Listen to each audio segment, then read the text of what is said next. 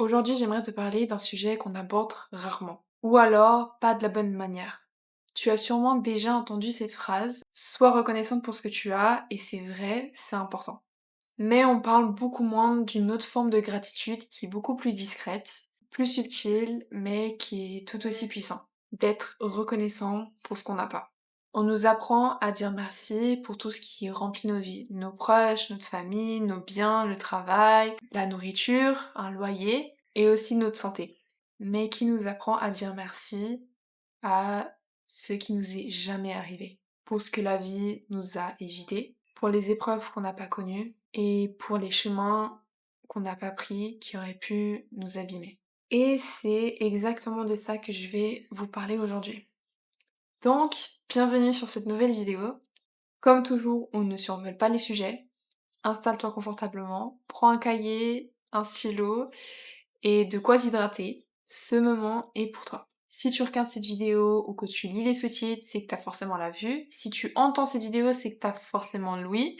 Tu peux sûrement marcher, bouger, ressentir, parler, réfléchir. Tout cela paraît normal ou même évident, mais ce sont des privilèges, des fondamentaux que des millions de personnes n'ont pas ça. Je te rassure, je ne vais pas te faire un cours de culpabiliser ou quoi que ce soit. T'inquiète pas, on n'est pas là pour ça. Je ne parle pas ici de luxe ou d'obsession, mais je parle de base. Voir, respirer librement, comprendre ce qu'on te dit, être libre de tes mouvements, être autonome dans ta pensée, être libre de parole, la liberté d'expression. Et bien sûr, je sais que chacun a ses défis, sa propre vie et tout ça. J'en ai conscience. Faut pas tout prendre personnellement ou que je vise toi forcément. Faut vraiment juste bien comprendre le message. Mais reconnaître ce qu'on a, c'est déjà un pas vers plus de clarté et de plus de reconnaissance pour ce qu'on a. Le cerveau est naturellement attiré par ce qui ne va pas, c'est biologique, et ça s'appelle le biais de négativité. Notre cerveau détecte les dangers, le manque, les frustrations, et à force, on finit par oublier ce qu'on a. Un exemple tout simple, quand tu as le nez bouché, tu te rends compte que respirer, c'était quelque chose de précieux. Et puis, dès que ça revient, tu oublies la chance de respirer. Jusqu'à la prochaine fois où ton nez est bouché de nouveau. C'est normal, c'est humain, on n'est pas tous en train de réfléchir, même moi, je dis pas tout le temps, tous les jours: ah, je suis contente de respirer. Oui, c'est bien de se le rappeler, mais c'est normal si tu oublies, c'est pas grave, c'est humain. Bref. C'est comme une sorte de mini rappel de gratitude de pouvoir respirer, d'avoir cette chance-là de pouvoir respirer. Et par la même occasion, prendre soin de soi et d'éviter les prochaines fois de tomber malade afin d'éviter d'avoir le nez bouché. Normal. Et c'est pareil pour tout. On vit souvent dans la comparaison et l'insatisfaction, et c'est humain. Mais parfois, on se plaint sans s'en rendre compte que le simple fait de vivre sans douleur, sans traitement, sans danger immédiat, c'est une chance. La gratitude ne veut pas dire qu'on ignore nos problèmes, elle nous invite juste à ouvrir nos yeux sur ce qui fonctionne, sur ce qui est encore là et à s'en servir avec respect. La psychologie positive conseille de noter chaque jour 3 choses positives. Pas pour faire genre que tout va bien, mais de rééquilibrer notre regard. Personnellement, je ne le fais pas. Avant, je le faisais, mais peut-être 2 jours de suite et après c'est fini. Mais ce que je fais, c'est de le penser ou bien de contempler la chose en appréciant ce moment et d'être un peu plus présente aussi sur le moment présent et d'apprécier ça. Voilà, c'est une façon que je fais, ou sinon j'écris dans mon journal un peu tous les jours, ou du moins j'essaye de le faire. Des fois je le fais pas tous les jours, mais c'est ok. Et voilà, c'est un petit tips pour certains d'entre vous. Allez à votre rythme. En tout cas, à chacun sa méthode. Moi ça marche comme ça, vous peut-être autrement, et tant mieux. Mais en tout cas, testez des choses. Vraiment. Voilà, je vous ai fait une petite intro d'être reconnaissant pour ce qu'on a. Maintenant, on va s'attaquer à l'opposé du sujet. Et si tu te posais cette question, de quoi la vie t'a-t-elle protégée? Parce qu'il y a une forme de gratitude envers l'absence de drame, de douleur, de perte, l'absence de certains parcours ou encore de certaines chutes. J'imagine qu'il y a d'autres trucs, mais tu vois un peu le genre. J'espère. Peut-être que tu n'as jamais été victime de violences psychologiques ou physiques. Peut-être que tu n'as pas vécu la guerre, la rue, la faim, l'exil, des abus, une maladie incurable ou chronique, une injustice profonde. Peut-être que tu n'as jamais été rejeté pour qui tu es, ta couleur de peau, ton genre, tes origines, un certain statut social ou d'être la famille X, de ta foi ou encore de certaines rumeurs, par exemple. Ou peut-être bien tu n'as jamais entendu, tu ne sers à rien. Et ça, ce n'est pas rien, ce sont des absences qui comptent, des silences qui protègent.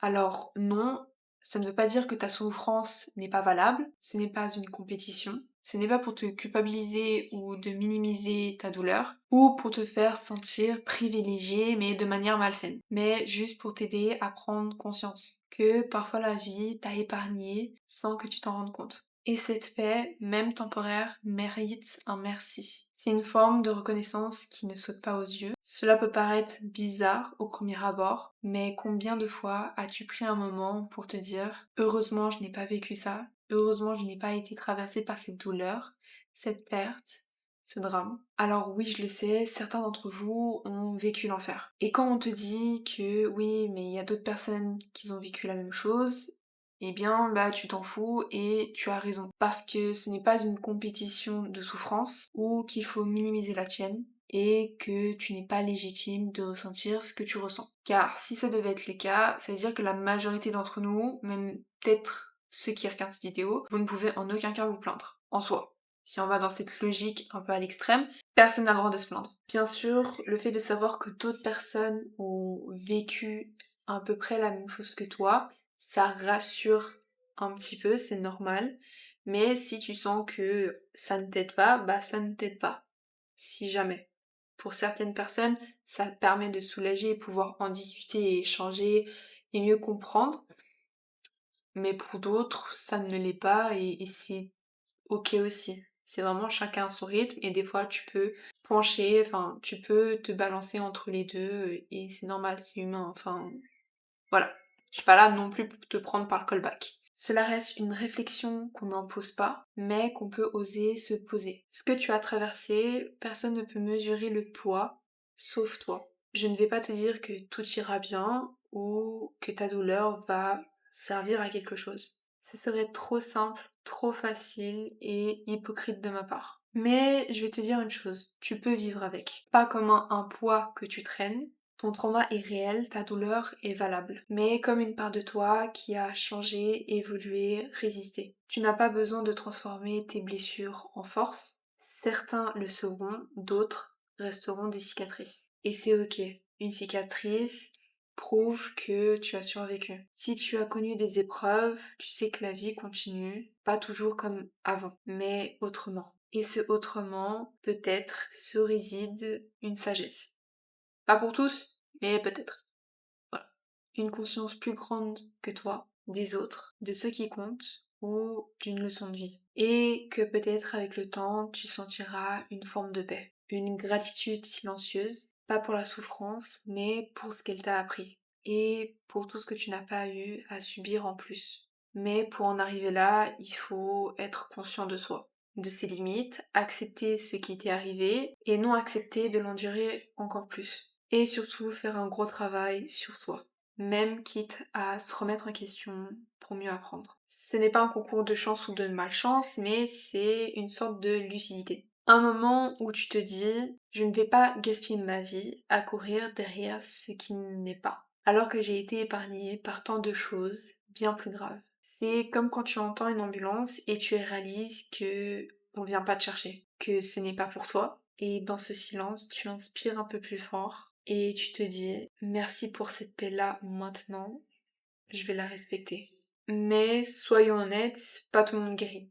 Tout le monde ne transforme pas sa douleur en force et ce n'est pas grave de ne pas y arriver. Ce n'est pas une faiblesse, ce n'est pas un manque de volonté, c'est une réalité pour certains. Il faut arrêter de croire qu'on peut rebondir à tout, renaître de ses cendres ou faire de ses blessures en force. C'est beau dans un livre ou dans un film, mais dans la vraie vie, certaines personnes ne se relèvent jamais tout à fait. Pas parce qu'elles ne veulent pas, mais parce que leur cerveau, leur corps, leur histoire, leur âge, leur genre, peut-être, leur seuil de tolérance ne leur permettent pas de supporter davantage. Chacun a ses limites.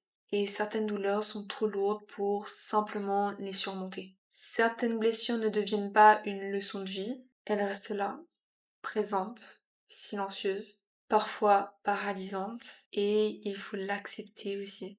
Alors si tu as vécu de quelque chose de profondément destructeur, tu as le droit d'être mal. Tu as le droit d'aller mal. Le droit d'avoir mal à t'en remettre. Le droit de ne pas savoir comment continuer. Et surtout, tu as le droit de ne pas vouloir entendre des discours. Ça va aller, ça va passer avec le temps, ça deviendra ta force, et j'en passe. Ou que tout arrive pour une raison. Dans certains cas, oui, c'est juste de sortir ça, mais pas très encourageant pour rassurer la personne. Si jamais. Même si ça peut être vrai, essayez d'autres trucs. Mais ça, c'est pas très rassurant. Enfin bref. Non, tout ne sert pas à quelque chose. Parfois, c'est juste injuste, brutal ou encore inexplicable. Comme un accident de voiture soudain et pouf, t'es plus dans ce monde. C'est brutal, mais une possibilité. Une possibilité que ta vie se termine ainsi. C'est une question de chance, comme quand tu prends l'avion, où la météo change radicalement et le pilote perd le contrôle. C'est de la malchance, c'est tout. De notre point de vue, si tu es croyant, ok, mais de notre point de vue, c'est de la malchance. Ça ne veut pas dire que ta vie est finie, à part aux exemples que je viens juste de dire avant, mais partons du principe que c'est un de tes proches qui a vécu ça. Je ne le souhaite à personne, pour bien qu'on se comprenne, je le souhaite à personne, mais prenons l'exemple que c'est un être cher qui a vécu ça. Ça veut juste dire que ta réalité devient différente, que tu vas devoir faire avec ce poids que d'autres n'ont pas. Et ça, il faut le reconnaître. Sans le nier, sans enjoliver et sans le juger. Après, je donne la perte d'un proche, mais ça peut être un exemple sur d'autres choses de ta vie, de ta propre vie. Peut-être que ça t'a tilté, mais c'est vraiment propre à chacun.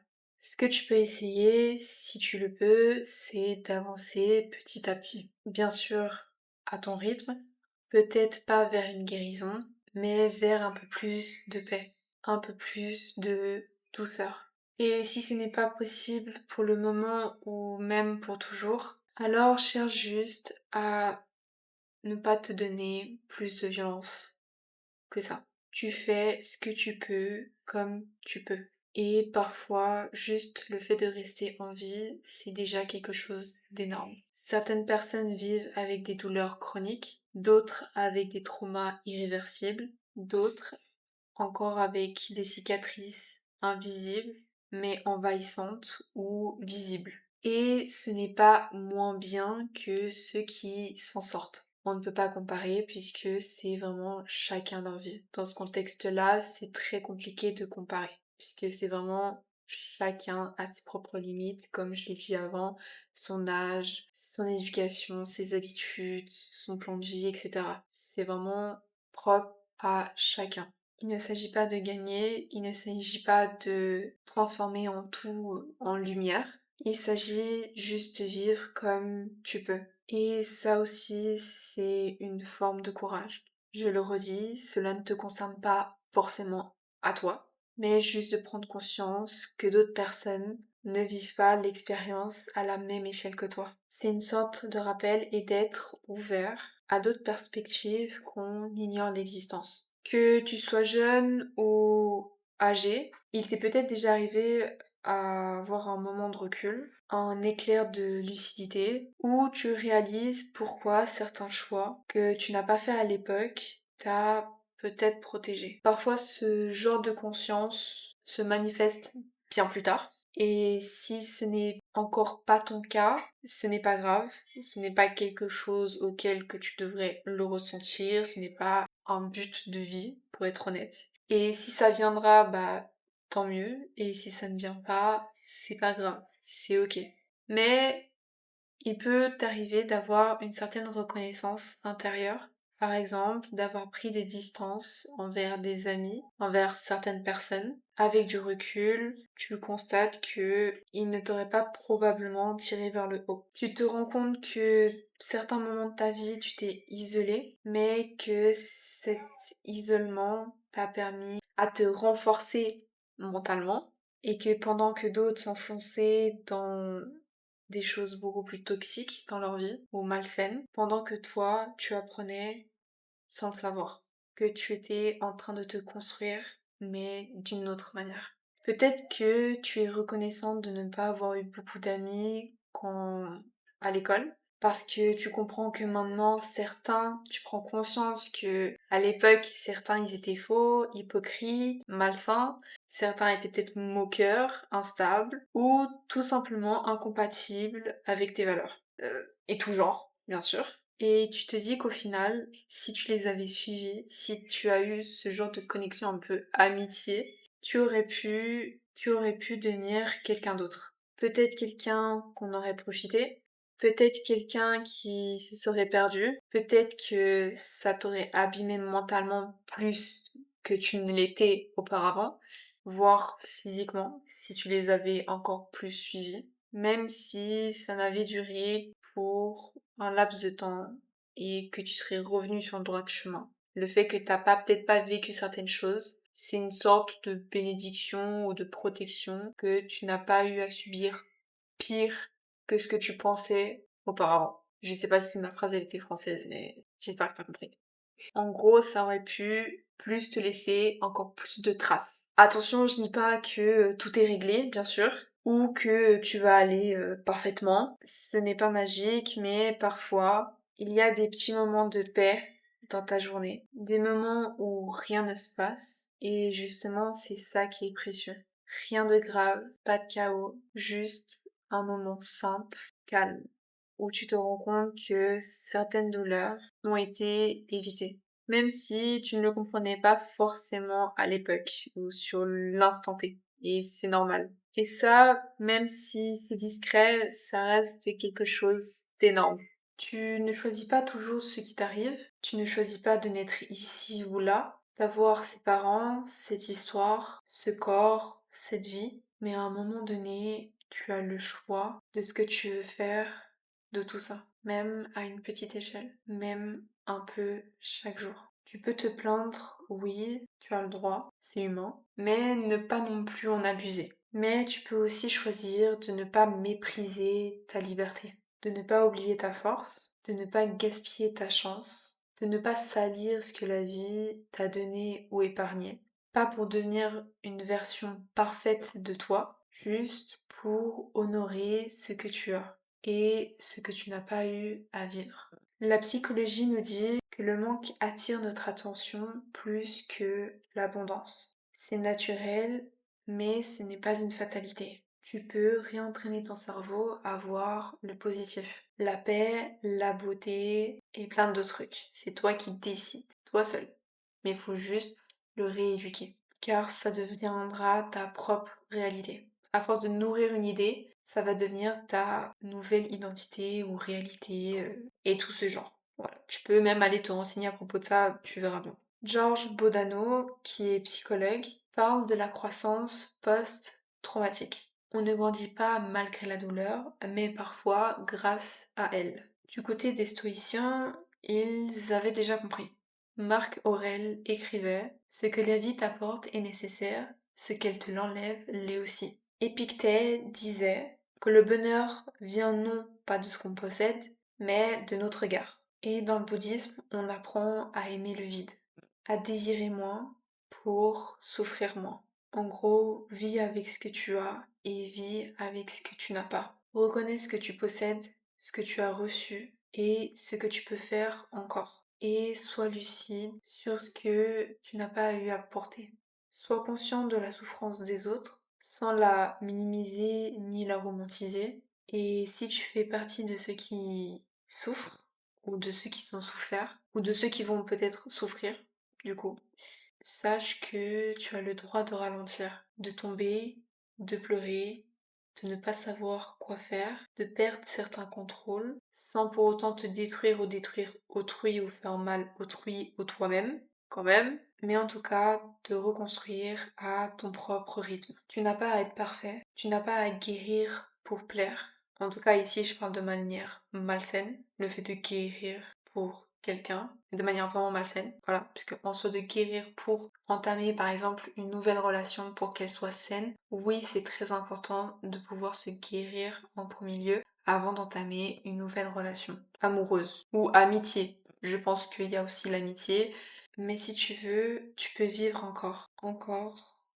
différemment, pleinement, avec gratitude, lucidité et du courage. Parce que parfois, ce que la vie t'a refusé, c'est ce qui t'a préservé. Je sais que la vie n'est pas si douce que ça. Moi-même, j'ai aussi mes propres expériences. Certaines choses, certains traumas, certaines choses encore que je dois encore régler à propos de moi-même. Il y a aussi des choses auxquelles je suis reconnaissante de n'avoir jamais été amie avec certaines personnes que je voulais être amie, puisque je me dis que peut-être ils auraient abusé de moi à propos de ma gentillesse et de ma naïveté, que j'ai suivi certaines fois mon intuition, que mon côté égo ou têtu, et ça, j'en suis très contente, puisque peut-être j'aurais vécu des choses encore plus horribles qu'avant. Mais la vie, elle a décidé que j'allais vivre la vie que je vis actuellement. Mais parfois la vie, elle fait mal sans prévenir. Parfois, elle nous laisse juste fatigués. Mais malgré tout ça,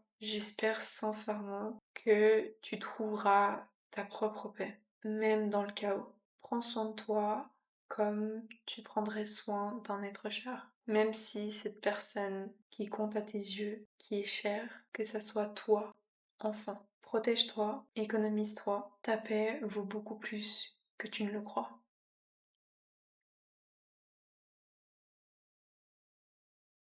Et à la prochaine. Bisous. Mon Dieu, c'est bon, j'ai fait ma petite vidéo. Voilà, et je suis contente. Ah ah, ah ah, ah ah, ah. Je me trouve belle. Je suis pas au top top, je suis pas top top top de top de chez top top, mais de temps en temps se trouver belle, c'est pas mal aussi. J'ai passé une très belle journée, en gros. Je suis très contente. J'ai fait la vidéo à l'arrache, mais je suis très contente. Voilà, bisous!